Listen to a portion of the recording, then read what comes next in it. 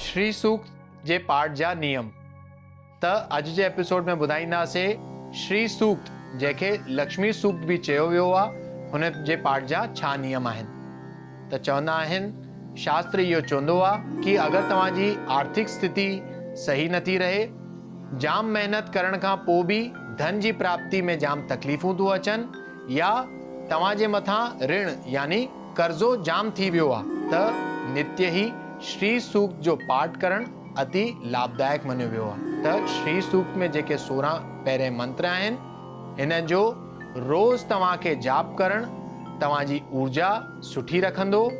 जेका नकारात्मक ऊर्जा आहे यानी नेगेटिव एनर्जी आहे हुन जो नाश कंदो ऐं लक्ष्मी जी यानी धन जी तव्हांखे प्राप्ति कराईंदो। इहो यादि रखिणो आहे कि थालीअ में श्री यंत्र हुजे या त पोइ लक्ष्मी माता जी मूर्ति हुजे।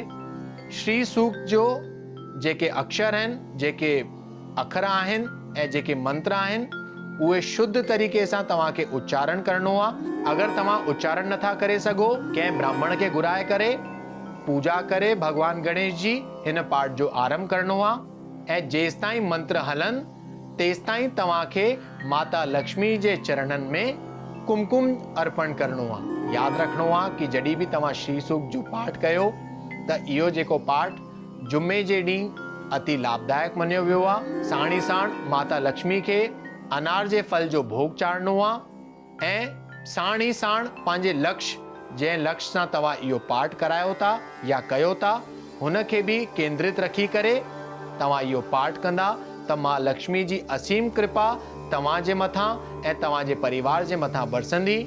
अगरि तव्हां रोज़ बि पाठ कंदव त तव्हांखे शुभ फल जी प्राप्ति थींदी। ख़ासि करे जुमे जे ॾींहुं जेको बि माण्हू 16 दफ़ा हिन पाठ जो पाठ कंदो आहे ऐं लक्ष्मी माता खे कुमकुम चाढ़ींदो आहे त इहो चवंदा आहिनि कि लक्ष्मी माता सभु मनोकामना हुन मनुष्य जी पूरी कंदी आहिनि।